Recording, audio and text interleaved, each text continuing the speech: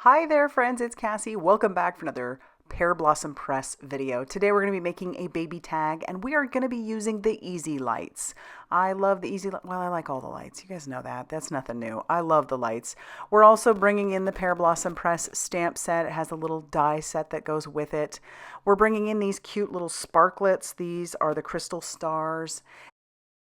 And then we're bringing in this darling stamp set from Trinity Stamps called Gnome One More Adorable. And it has matching dies. And then we're bringing in the zip gift tag. I'm just going to be using the tag, but this die set has some really cool dies that you can use along with it. And then we have some Lindy's Gang powders to make our background. So we'll talk about that when we get started on that background, which will be now. I'm going to bring in some mixed media paper. That's from scrapbook.com. And I usually use watercolor paper, but I thought I'd try, and I will tell you this stuff works great. It isn't textured. It's nice and smooth, unlike watercolor paper. And this stuff is going to work great on there. All I'm doing is kind of just sprinkling some of that on there. I am using some Impressionist ink, Alive and Kissing Cobalt, and Every Picture Tells a Story. And I'm just sprinkling all three of those powders over the top, getting them, all over that. And then I'm going to bring in this Lindy's Glitz Spritz, which means it has some sparkle to it. It's got some glimmer in there. And I'm spraying that all over that. And I think that background is starting to look good. And so then we're going to spray some water over the top of that now. And then I'm going to bring in a paintbrush because I do like the background, but I really want those colors to meld a little bit more. My goal here was to make this look like a night sky. And by using all three of the different colors of powder that I decided to use and then bringing in the paintbrush to kind of just move that color around a little bit, I think we ended up accomplishing what I was going for. And so I'll clean off my brush and then I'll bring it in on those lighter colors, and it's just really doing what I wanted it to do. You see bits of yellow, some bits of purple in there, the teal, the navy blue, green, and it just, this background ends up being so pretty. And yeah, I've got some pooling on the sides, but we're going to bring in our heat tool and we're going to move that around. So we'll heat set this for quite a while. You can already start to see some of that shimmer. It's kind of moving with the water and hitting the light. And so once I'm done heating this and I show you in the light, you're going to just be like, wow, that is very, it has a lot of shimmer. Now the powders that I used did not have shimmer in them. It's when I brought in that Glitz Spritz. That's where the shimmer came from. And Lindy's Gang does have some that have the shimmer in them, but the powders that I chose for this background did not. So we're heat setting that. We're moving it around. I'm even going to flip it over and we'll heat set the back of it also, because you want to make sure that your whole paper is nice and dry. And I didn't have time to just let this sit and dry on its own. That probably would have worked fine as well, but the heat tool also works. We'll clean up our mess, dry that background a little bit more, and then set it off to the side to do even more drying. But yeah, I just think this background turned out better than I had hoped, and I love when that happens. So look at all that shimmer. Love it. All right, so now we do need to move on to doing our coloring of our darling little gnome image. And this is the gnome that I've chosen. To save a little time, I did stamp out our gnome onto some blending cardstock. It's the Express It blending cardstock. That's my favorite for alcohol marker coloring. It's just super smooth. And I used some blackout ink by Ink on 3. There's a lot of great inks out there.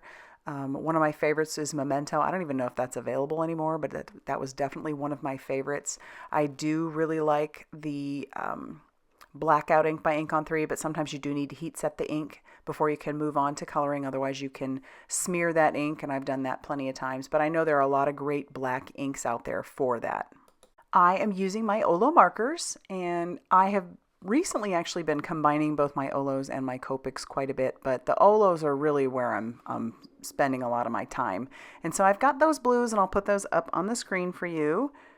I'm just going back and forth and blending that color out. And then I actually do bring in, I think it's the blue 2.1 to blend in the center, but I didn't show that. So now we're bringing in our yellow oranges. We've got YO 2.3 for the stars and for the little moon on his or her hat. I'm assuming this is a little boy. He's so cute. But obviously you could color him however you wanted. And then I'm bringing in OR 1.1 for his his skin, and then the OR 2.2 for some shadowing and shading. Once again, you have lots of options there for how you'd want to color that. For his little leaf, we've got some YG 8.5, and then I will bring in some YG 8.7 for the shadowing and shading, and then I'll blend that out again using that YG 8.5. But this little image is just, I think he's my favorite in this stamp set. He's so cute. I've colored him a few times, and I just can't get enough of it. He's so cute. I think I love it because of the star hat, because he's sleeping. And then we add a little bit of some grays on his diaper. I'll bring in those matching dies, and yes, there are matching dies even for the sentiments. So we're going to tack that down with some mint tape, pardon my head, and then we'll run that through our die cutting machine. I'm also going to grab the tag out of the zip gift tag, and then we'll cut that out of the paper, the background that we made, along with some white cardstock. And then I'm going to start playing around with the placement of things. Now that I have an idea of where I want the gnome to go, I am going to poke 3 holes into our background. The reason for that is because the Easy Light has 3 lights to it, and I'm going to use all 3 of those lights. Once I've got where my holes are, I'm going to put my pickup stick back in there and really move that around so that hole gets a little bit bigger, so it'll be easier to see the lights. And I've pulled out one of the Easy Lights, and then I'm going to assemble that. Sorry, not on screen there. You just put the battery in, plus side up, and then make sure that you're testing as you go. To attach down our lights, I like to do the lights first before I put anything else down, because that's the most important part.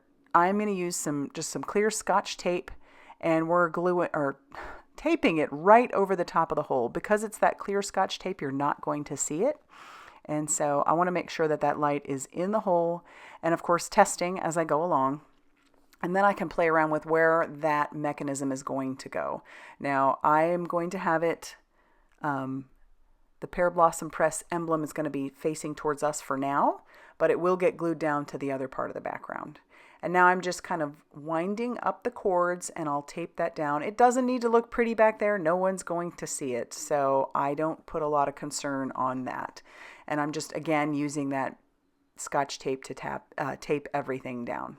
Just making sure that everything stays in place and I don't hinder the lights at all.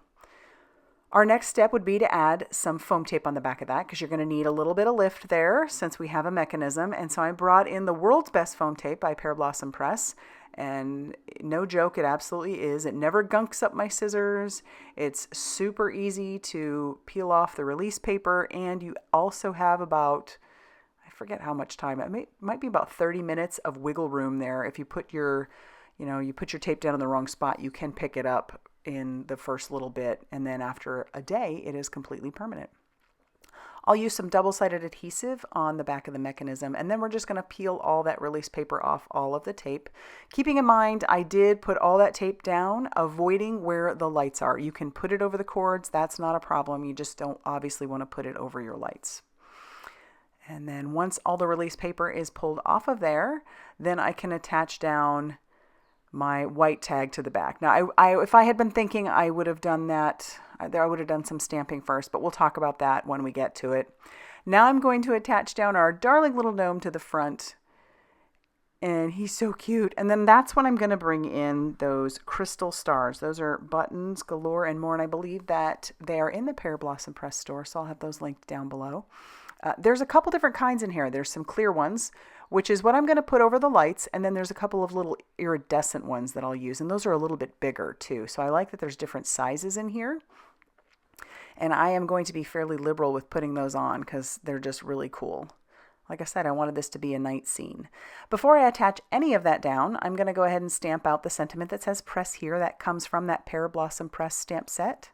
And then I'm going to trim that down really tight around it. And now we can glue down our stars. For those iridescent stars that are not over the lights, you just go ahead and glue them down. But for the ones that are going over the lights, I am using that glue around the circle. So I'm not putting it directly on the light. I'm just going around the circle. And my pickup stick is picking up those lights, or the stars, and then putting those down. And then I can glue down our press here. And then I can glue down our gift for baby. And then everything is now glued to the front just like I needed it to be. It's so great. And then here's where I decided to stamp on the back, which you can guess did not work. But I thought I'd leave it in there to show you that we can fix this. I tried to even double stamp over the top of it. Did not work. So I die cut out another one of those tags, stamped my stamp on the back that says handmade for you.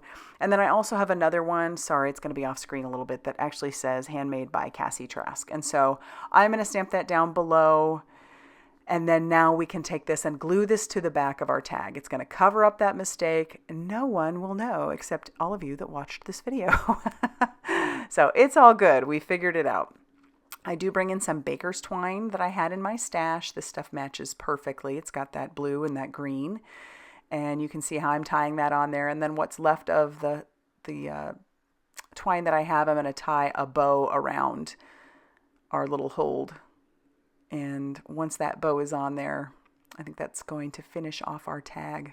I love this tag so much. You could attach this to like just a craft bag, however you want to do it, but this would be a cute little keepsake for the baby that comes, right? Oh, I love it. I can't wait to use it. And I hope you like it too. If you do, please hit that like button. Definitely consider subscribing if you haven't already done so. And big thanks for all the love and support that you guys have been giving me for all these years. I appreciate you all so much, and I will see you very soon in another video. Bye, everybody.